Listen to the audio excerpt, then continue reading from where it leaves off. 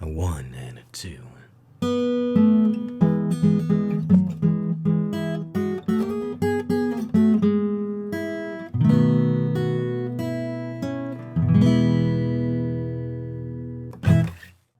After a disastrous defeat at Manassas, McDowell's army returns to Washington in a jumbled mess.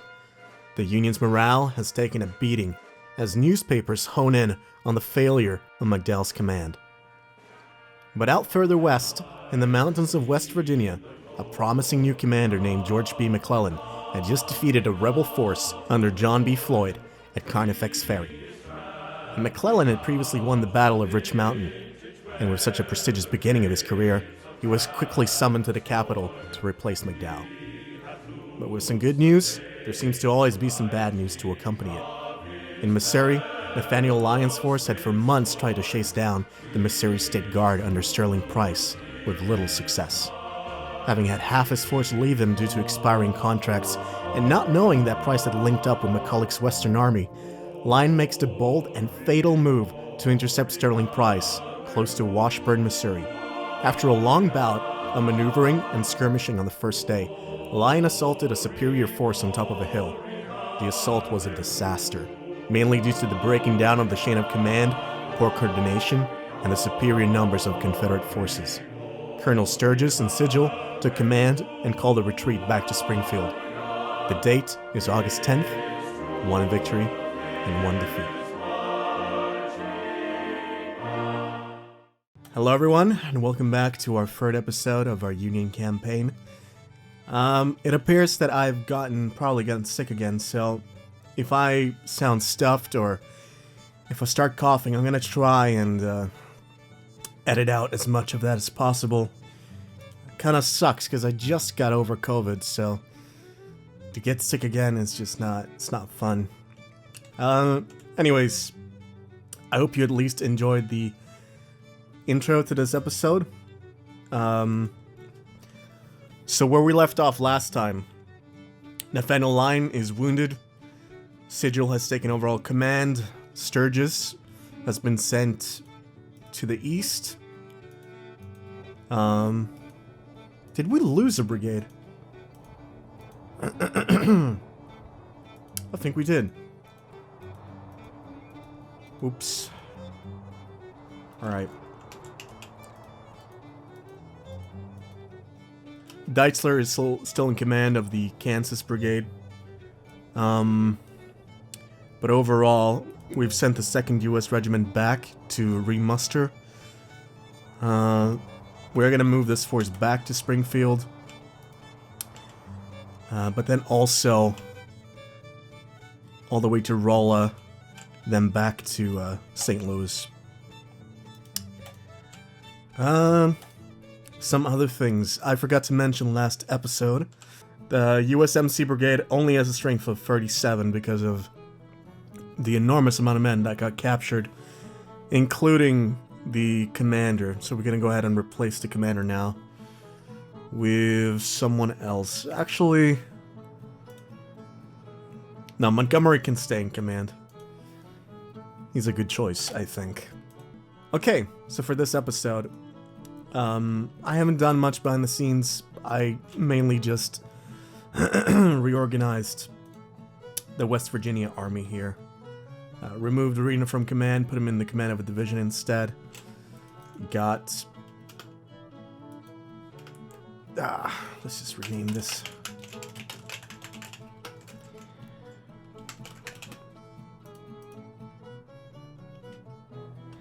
Right. So this is how our West Virginia army looks like. And we're going to keep it in Grafton, but depending on what the Confederates do, I'm going to go back to Beverly and keep it there, build a fort maybe, and just hold this vital crossroads junction right here at Beverly. Rosecrans, for now, will stay in command, build a depot, and then move to Louisburg. And he will do the same thing. And from these 2 points, we can move into Staunton or Lynchburg, depending on what we want to do. We still got the Army of the Kanawha right here. We do eventually want to get rid of these lead mines and take control of them, as well as the Vile Railroad junction into eastern Tennessee. But yeah, I think we are pretty much caught up to where we are. So the first thing we're going to do is head over to, let's see, let's go ahead and replace Craven with Joseph Smith. Okay, we want to create a new fleet at Delaware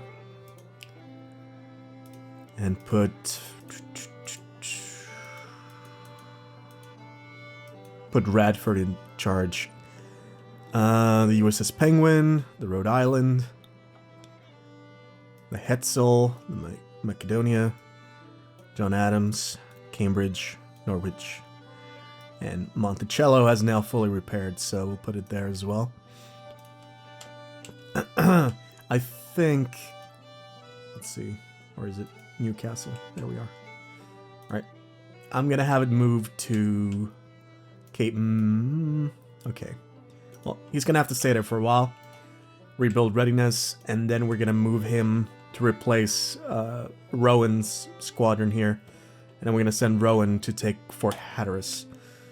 Actually...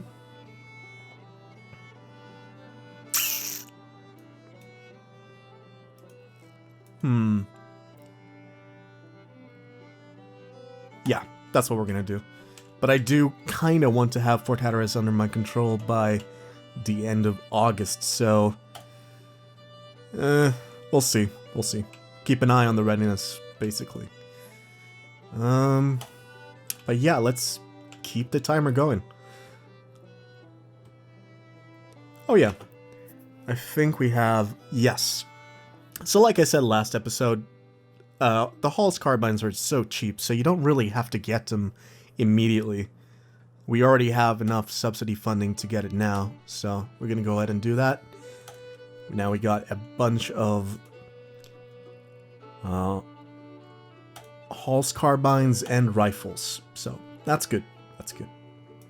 And I've already gone ahead and ordered a bunch of Springfield rifle muskets, and we already have 21k pieces. So something I want to discuss is the fact that if you want to try and have a good economy, don't try and equip all your units with the best weaponry.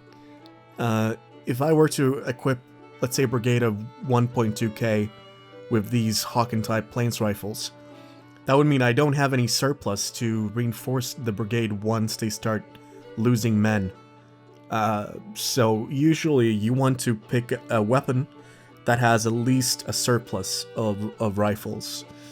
So picking something like a Springfield musket, which isn't a bad choice really, besides its poor accuracy and the range, it's still gonna pack a punch because of its buck and ball. So equipping units with Springfield muskets is not a bad idea, especially in the early war, 61 to 63. Maybe towards 60, like late 63, maybe you want to phase them out, but really using them is not a bad choice. Same thing goes for the standard, like old Brown Bess smoothbore muskets, the mixed muskets. It's not a bad choice. Just want to point it out. Alright.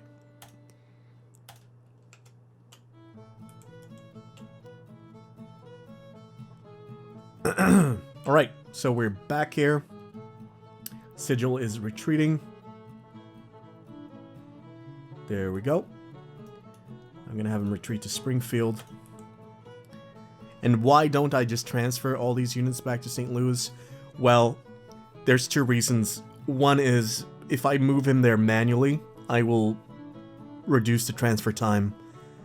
I think it's better safe than sorry. Second, I think it's more fair for the AI and it's more realistic. If I just transfer out all the units, they're basically immune to be intercepted, and I think that's kind of silly. It's one of the big gripes I have with the game. The game doesn't really it doesn't portray garrisons or units in transfer at all. Same thing goes with ships. Ships just can't be intercepted when they're being transferred, which is really stupid. Right, there we go. Right, he's back at Springfield. Good. Now, I'm gonna have him move to Rolla. And I'm not gonna get rid of his force immediately, but I'm gonna keep it there for now. There we go. Oh. I see movement. Oh, what's going on here? Whoa, buddy. Ah, this is what I was afraid of. I forgot to move the... Ah, really? That's annoying. Well, I don't want to lose the units in here. Also, I put the fort under Daniel Tyler. It looks like we're gonna win, actually, because they're only attacking with Magruder's force, which is not that large. Let's see if the flotilla can block them or if it's too late.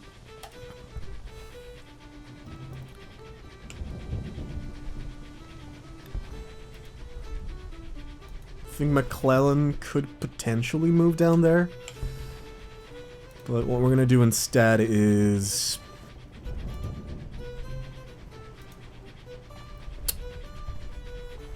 detach Morel.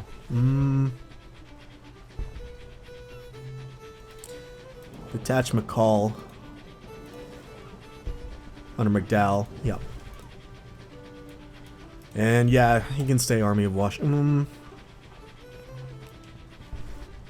So it would be the Army of Virginia.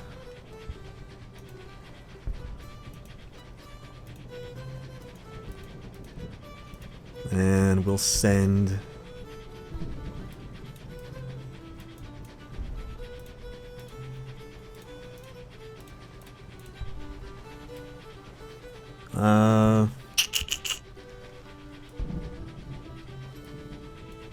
send Keyes and Morel to deal with that.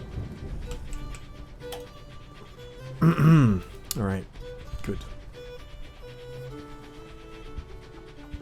There he is. I'm gonna move you down there, McDowell. Alright, let's keep playing.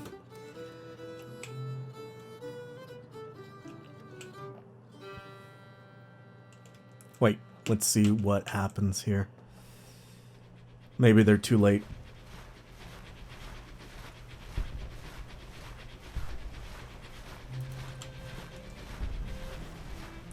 Yeah, it's too late.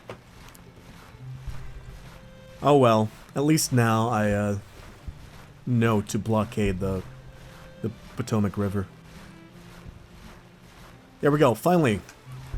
Volunteers, so I'm gonna choose a new policy, which will be...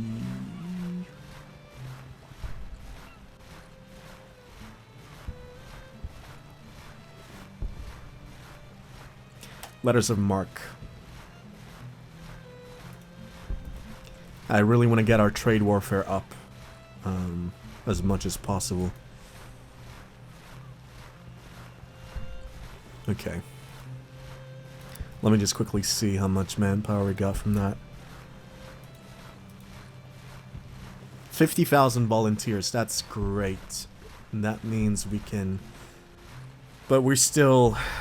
We don't have anything from Ohio or New York, which is fair because we're fielding 40,000, like almost 41,000 men from New York and 22,000 from Ohio. So it makes perfect sense. But we're gonna do something with that manpower. as soon as we got the letters of marque, maybe. Let's have a look at our new castle. Okay, that's good. Can we move you? No, not yet. But I think...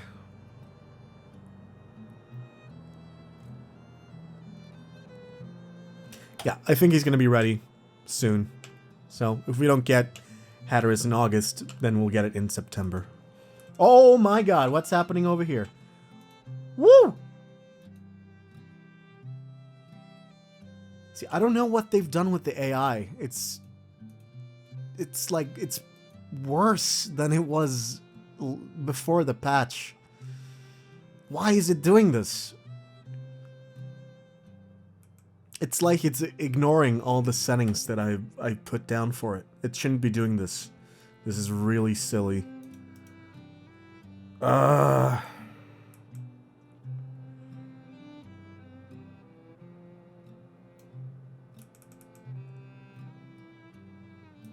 fact that the AI doesn't understand that it thinks it has 13,000 men, but it doesn't. It has 700 men. I think that's a big issue with the AI. It doesn't understand when it's recruiting or transferring units. It just goes there anyways. It's a little bit silly. But we got... this is perfectly understandable. They probably would have done something like this historically, just not this early. But them sending the Army of the Tennessee, like, towards Covington and Cincinnati is just... that's really stupid. But no worries, I am sending Lew Wallace and Buell to help. Maybe... I have a river squadron right here. I'm gonna use it to my advantage. No.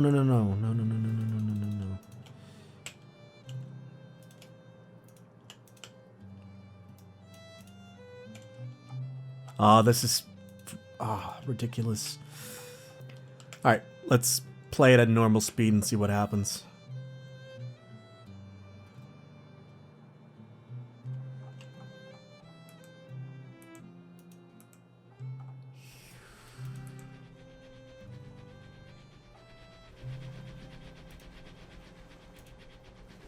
Don't you cross. Come on.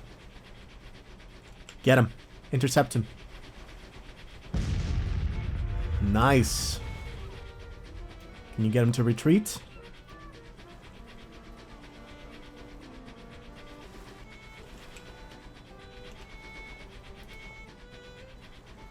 We're forcing him back. Good. Yeah, he's retreating. So, it's very finicky, but it's so important to have river squadrons like this protecting the crossings. If you don't, I could have just had this army do a Rambo right into, like, deep into Ohio, and it's very silly. I'm gonna see if I can work on this a little bit more. But to me, it feels like a lot of the things that we have set up aren't working anymore. That's kind of what it feels like. For example, units that are under, I think it's 4,800 men, aren't supposed to be able to move their armies. They're frozen in place. And to me, it feels like the aggression settings, it doesn't matter what we put it at, the Confederates are still gonna just bomb rush you.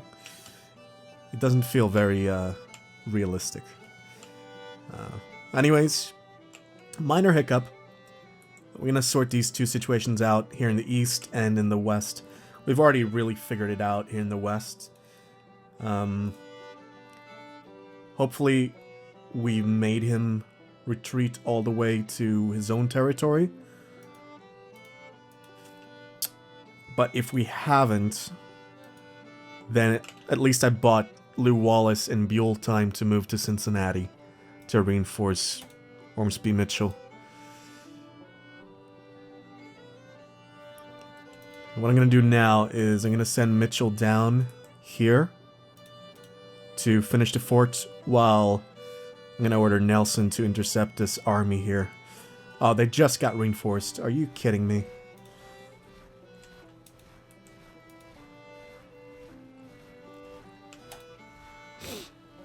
I think we're still gonna be able to get a victory, though, if we are fast enough.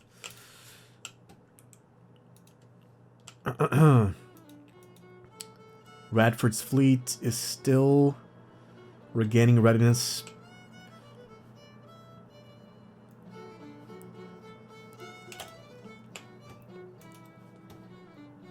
Alright, McDowell? Excellent.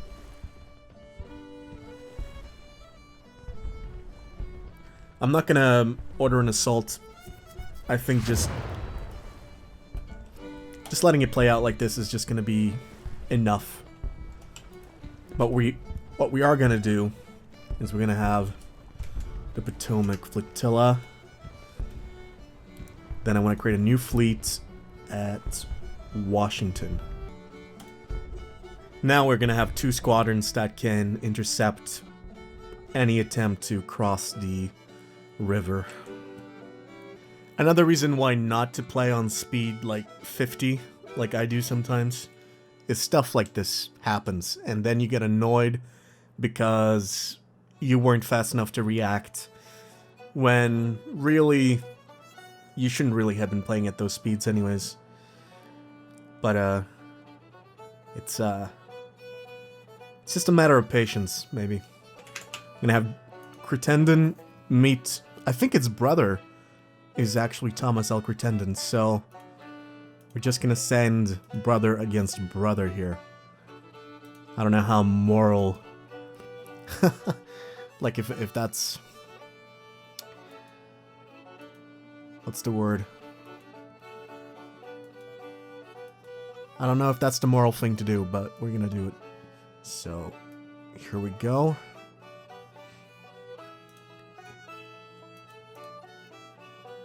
And we might as well, we're gonna have George Thomas take command here.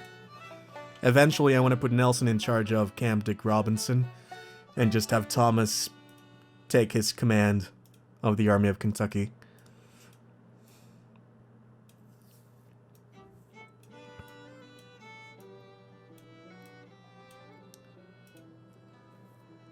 Okay, looks good. They're gonna arrive in 5 days. That's a bit too long. That's way too long. They're at Louisville? Are you kidding me? Okay.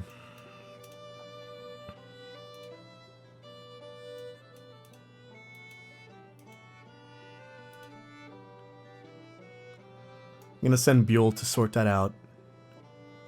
Oh, he's moving again. Really? Oh, he's still retreating. What's going on, man? Ah, it's so strange. Richardson is back in command. Good. Alright, I think we can go ahead and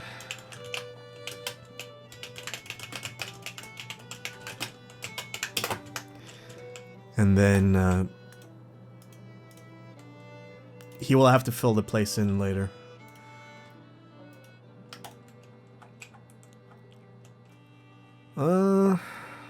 What is happening? All right, I'm gonna have some kind of interception move here. Maybe Buell can help Nelson out. But Nelson's the only one that has good readiness. Buell is in the red. And Mitchell, I want him to stay and construct the fort. So Buell will hold Louisville, while Nelson's force will try and intercept this army here. But it also looks like I think it's Hardee's army. Oh, they now have 2,500 men. They're at Harrodsburg, so they're already making Kentucky into a battleground.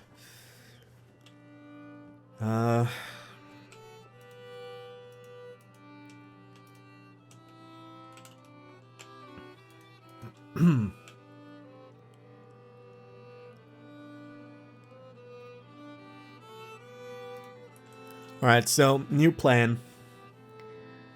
Looks like we are gonna have a lot of use for the defensive plan in Kentucky and Ohio that I originally had in mind. I'm gonna send Lew Wallace to go to Evansville. And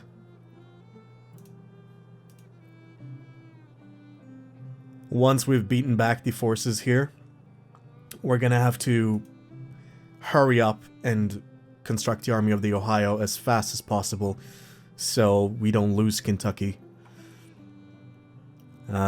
Maybe moving Foote and Grant in earlier than I planned might force them to move troops to reinforce Tennessee. We're gonna see what happens, yeah.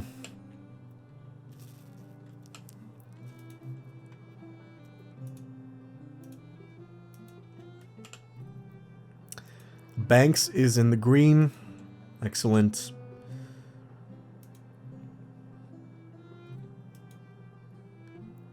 Right, Ord is here, so I'm just gonna go ahead right now and get rid of the army of... Alright, Department of Pennsylvania and merge it with the Department of Washington. Let's see, Higgins, Barnes. I'm just gonna move all these batteries and then... Because really, these battalions, they're just there to represent organizational structure. You don't really use these in combat. You can if you want to, but I like to just move these batteries into their into infantry divisions rather than having them as like reserve artillery commands. That's just how I prefer to play. But yeah, here we go. Moving Barnes there and Greg there.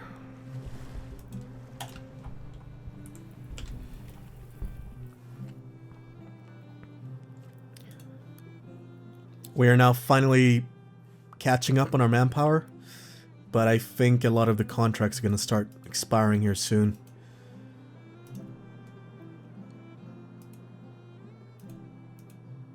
Actually, they've already expired, so I think we're good. I think we're good.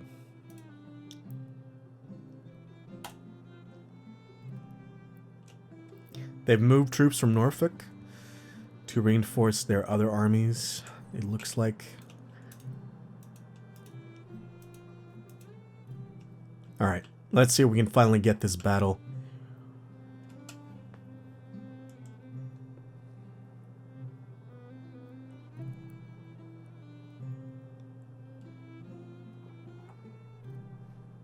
Come on.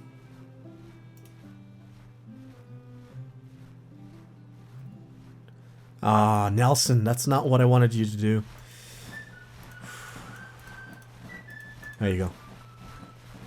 I don't care if you have to force march to men. I want you to get... I want you to get to jump on them. Intercept them. Even if they outnumber us. Right. Okay, the Battle of... well, I think the game is gonna say it's the Battle of Louisville, but...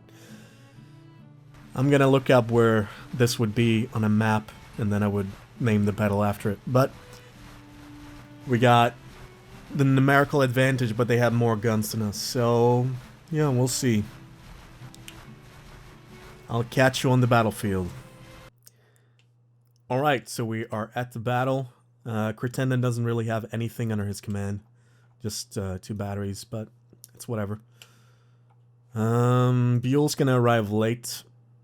4 hours. It's not that bad. But, yeah, Battle of Louisville. We're not going to call it that, but, you know, it is what it is. Looks like we'll be defending. I don't know where the Confederates are going to spawn, but probably not too far off from the objective. But it looks like a pretty good defensible location. I'm probably going to use these stack fences here.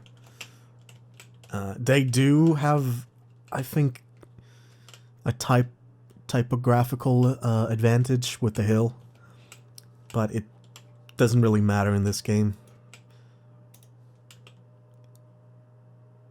Well, speed-wise, but not when it comes to range, really. The game just has a hard time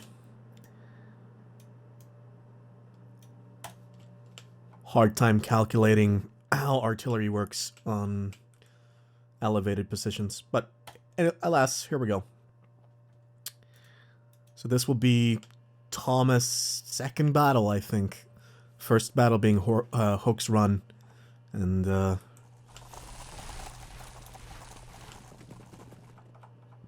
we are going to be outnumbered in the beginning, I think. Yes.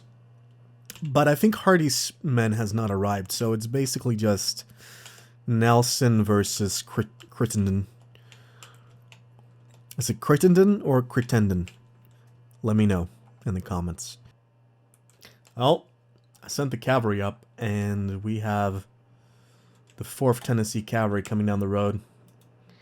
I'm going to go ahead and send up the troops a little bit further, because we're not capturing the point right now. And holding that point is going to be vital. Let's see.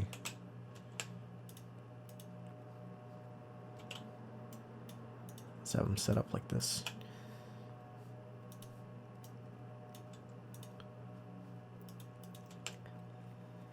Spears. Gonna have you... There's not really any... I think it's fine if I just put them here. It's a little bit silly that they fire through the building, but it's whatever. We just need to hold and delay until the rest of Buell's force gets here. I say the rest, but the entirety. That's what I meant to say. So we're going to use skirmishers, and we are just going to do a fighting retreat to the objective. That's the 1st CS Regiment of regulars.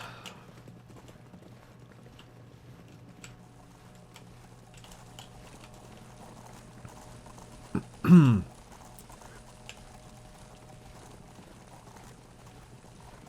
are capping. We are capping.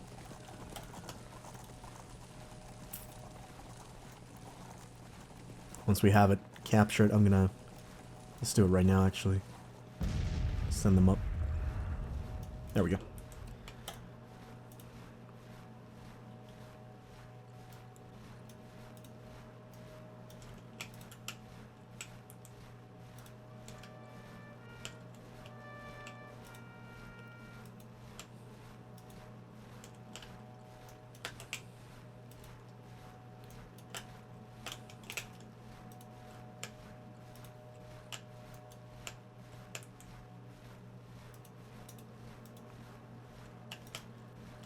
What else we got?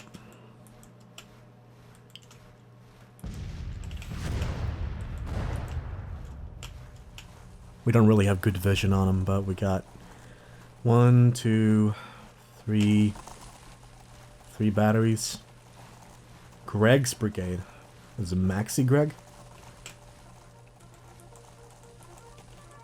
What's he doing here?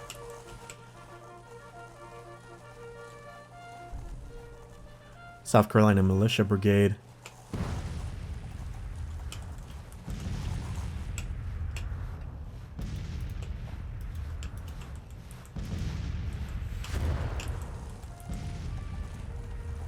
They're forming up for an attack.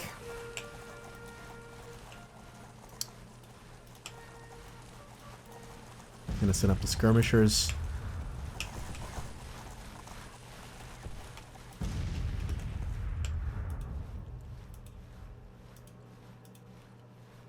Gonna put you on counter battery fire. Lily, you don't really have a good line of fire, do you? I'm gonna put you over here, maybe.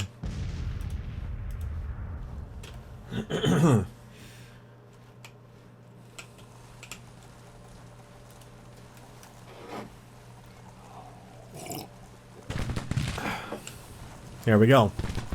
First volley.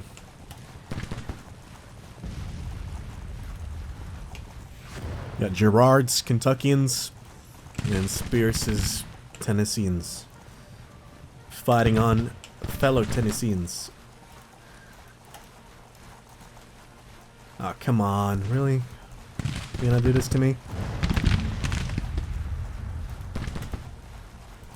Alright, just recall them if they're gonna act up like that. Just annoying. Are they shooting?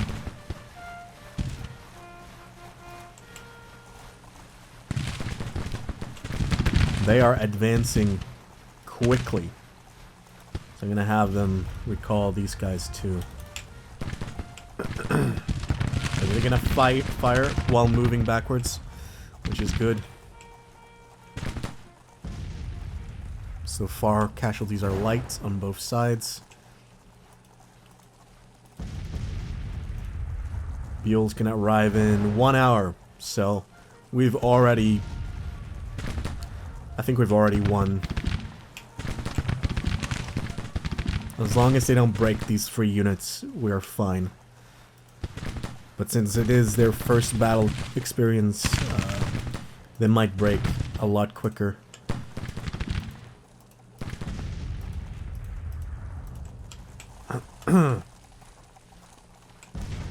But the same applies for the enemy, so they also have no battle experience. Greg is moving up.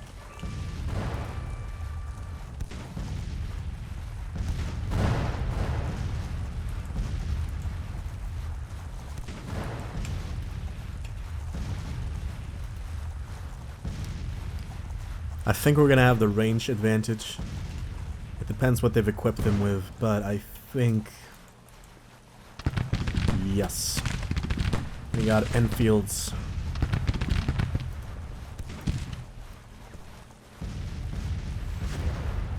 Oh, it's...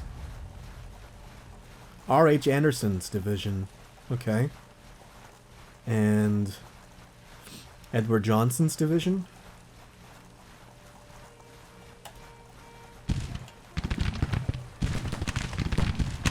And we got the Knoxville division under Solikoffer. I don't know where Solikoffer is, but he's probably around here.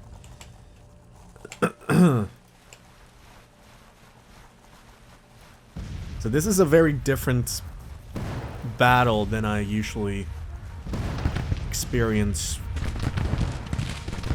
while playing this game. And Greg is just sort of standing there.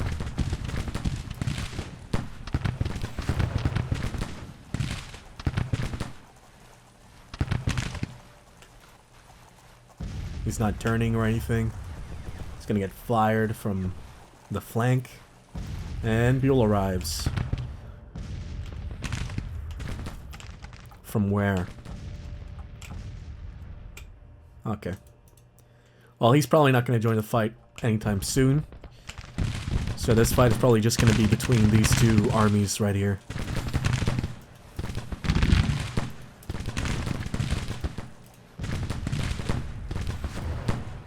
Yeah, they're already breaking. So I'm gonna actually push my advantage and... Oh, Greg broke. Okay. We're gonna see if we can get at least a South Carolina militia brigade. They're just keeping their cavalry in reserve.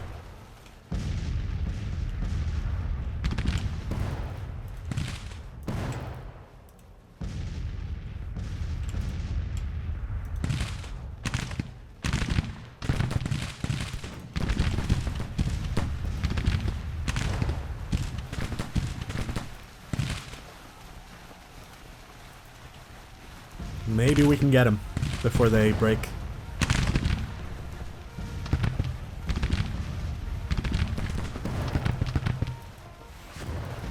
Nope, they broke.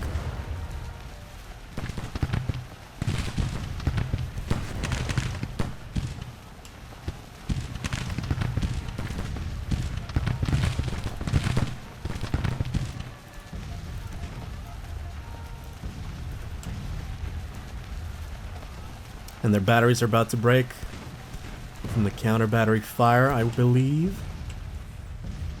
That's going to add another routing point advantage towards us. Look, they already have -7.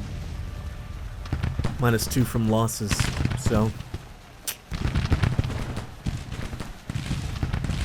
they're going to retreat here any second. It's a typical early war battle. You could even call it a skirmish if you like.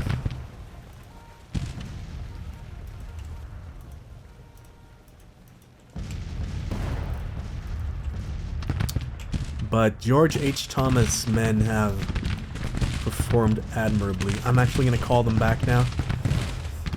Because if they break, then that means this battle's going to go on for a lot longer.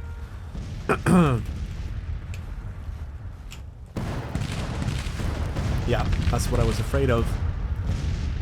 Maybe Spears will make it back in time. Yeah, I think he's gonna be fine. It doesn't matter. We've won. They are completely demoralized. Yeah, look at that. 20 morale. Yikes. Here we go. I'm just gonna let the timer go. There's no real point in pursuing them. Alright, it's a victory. They lost half of their guns, 350 men, and we lost 131 men.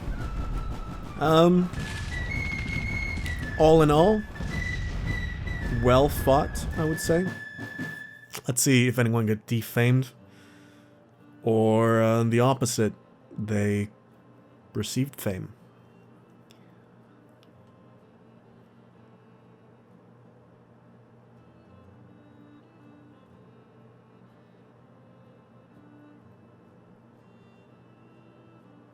Okay. So the brother got the fame from commanding his batteries. That's I guess it's because of the game calculating how many casualties they take versus how many they inflict. So, makes sense. Alright, we're back. Victory at Louisville. General Greg loses face. That's not good. He's quite a good commander, so that's a officer they're not going to use for a while. And Crittenden is a national hero. Great. Not really going to go over this. It's too small of a battle to really matter. So just going to unpause immediately. No one was wounded, so we don't have to go through any of that. Got some rear guard action going. But what I want to do is before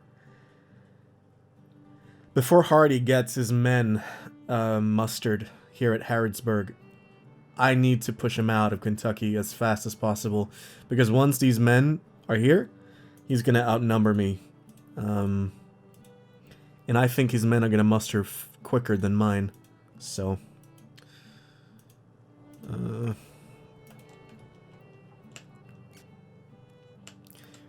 going to come up with a plan, and then I'll be right back. Okay, we're back. And so what I've basically done is I've recruited 2 more brigades to Buell's force, and then I've transferred all the men that were on the Buell, except for 1 brigade, under William Nelson. And then I'm going to wait for 2 days, August 22nd, and then I'm going to make a move against the force at Harrodsburg.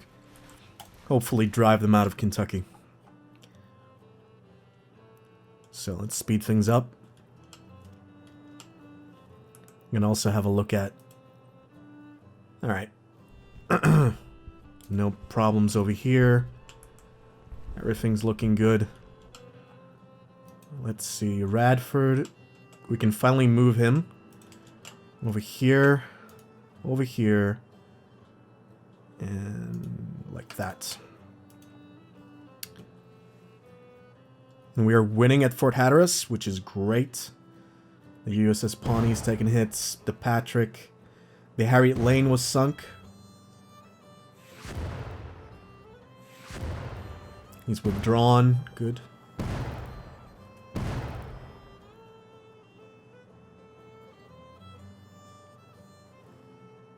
Hopefully, they are able to land and take Fort Hatteras without any issue. But I think we might... No, the Pawnee retreated. Looks like the Harriet Lane is the only one that might get sunk from this. Let's hope for the success of the operation. Alright, so we're back at Harrodsburg. They look to have around, I'd estimate 7,000 men. We're probably outgunned, but maybe. No, there's no point. I'm just gonna, as soon as we get, should be, yep, there we go, 10k. Now we're just missing, what's happening here? That's strange. Hang on. Is it the filters? No. Why is Crittenden missing? That's weird. Anyways, we are ready to move. So we're gonna move on Harrodsburg right away. We should probably get there by the 23rd. So let's speed things up again.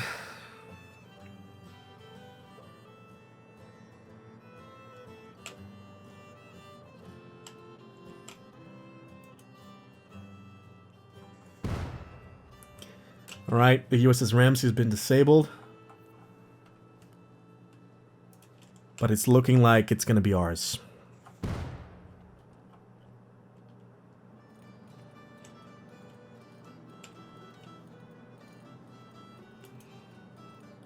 The Napoleon's been delivered. Let's go ahead and order some more of those.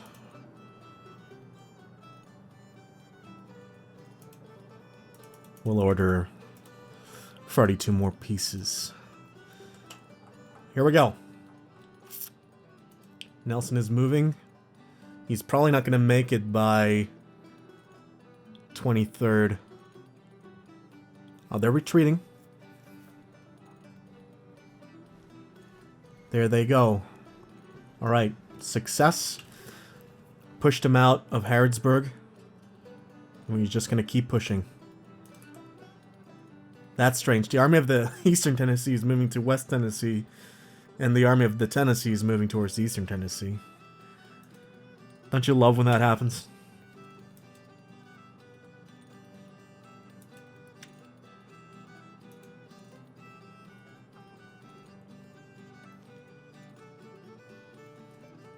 Alright, I'm gonna keep speeding things up. Oh. Did we lose another ship? Ah, the USS Cumberland. That's a shame. We're gonna get a balloon barge so we can take this fort more easily, but it doesn't look like we might actually fail with this operation. Look at the status of the ships. Most of them have withdrawn except the Minnesota, so unless the Minnesota can do this by itself, this is a failure.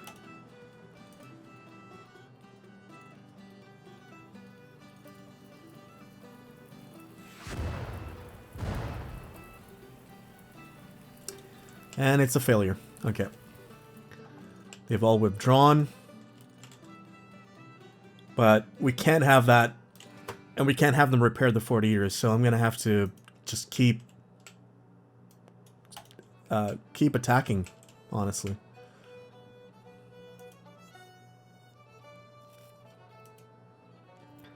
But yeah, he's going to go to Cape May. That's fine. We will just... Where's Radford? He's moving in. Okay. Good. Okay, now we have 100... Almost 140k versus their 100k. So we now are at the advantage rather than disadvantage. Let's have a look at the front lines. They still have portions of Kentucky.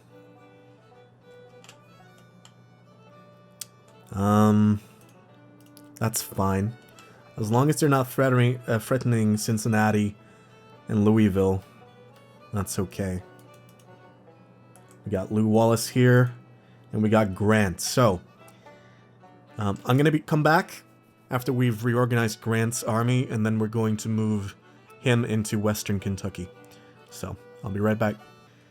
Alright, I'm back. So, I've reorganized the Army of the West. He's now under...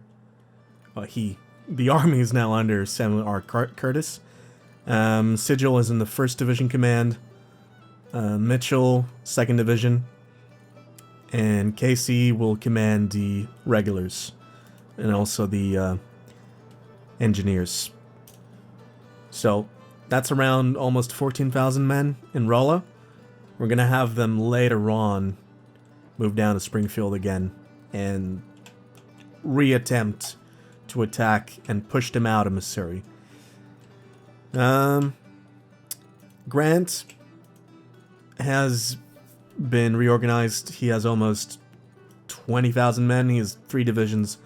McClernand's 1st Division that's already there. And we have the 2nd Division under Charles F. Smith, which is being recruited right now, so it's going to take upwards of 20 days for them to get there. And then we have in transfer, we have Lew Wallace's 3rd Division, and they're going to be there in 4 days. So, once Lew Wallace is here, I'm going to go in to Paducah, make a supply depot, and then move on.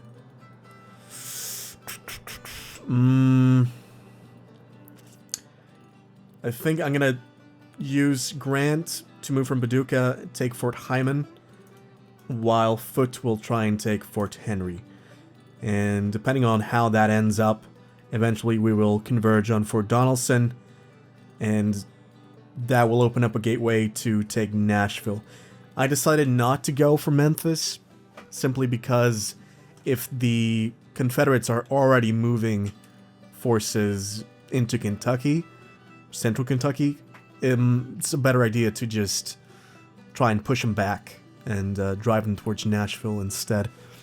So, if Grant can put the pressure on him on the west, maybe we will have enough time to muster an army for Buell to push in the center.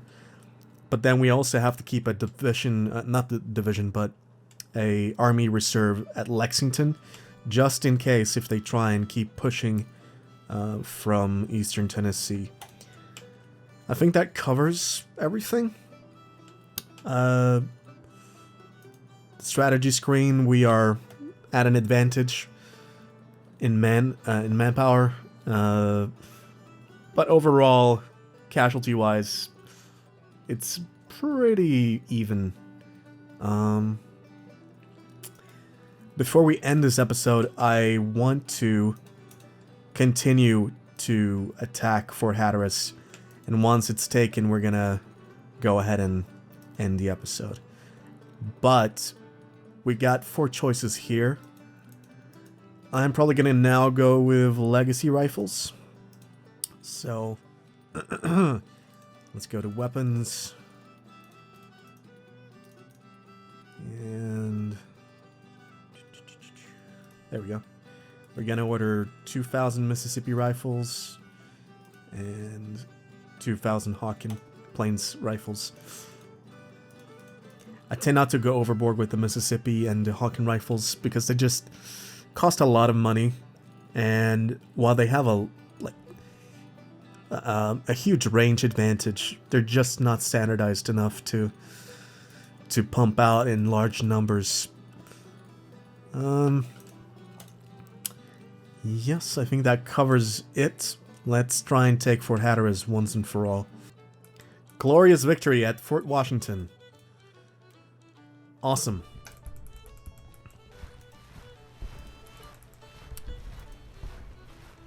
Heg is wounded. That's probably just a placeholder or a dummy commander. Heg. Okay.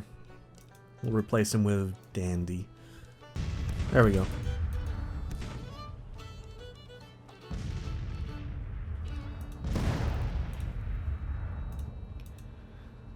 Fort conditions down at 50. This shouldn't be a problem. And Rowan is just gonna repair his ships. I'm gonna move out the most excuse me, the most heavily damaged ships, and then reinforce it. Young America, the Nightingale. Yeah, that's about everything we have. Let's get the Potomac there too. We can exchange some of these ships. While your ships are standing in harbor like this, they will repair. But if you move them to the actual harbors, like the harbor pool, I should say, they will repair faster. So, just something to keep in mind if you didn't know. The USS Roanoke got sunk. That's a freaking shame. We did it! Fort Hatteras is ours. Excellent job, Stringham. Now we're gonna go ahead and get you on blockade duty again. How badly are you? Well, not that bad. Send back the Mystic. They can get reinforced with the Sabine and the Saratoga.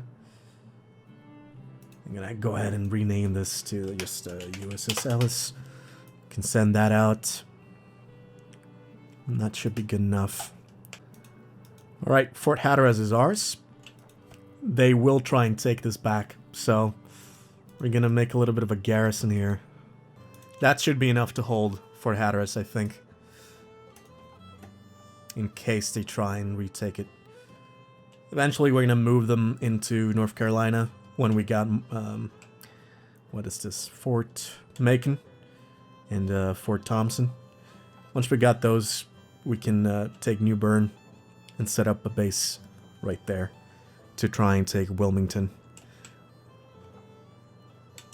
Alright, I think that's going to be enough for this episode. Thank you so much for watching. And as always, thank you to our patrons. John M., Alexbond, Adam F., and Scotty. Thank you so much for watching, and take care, everybody.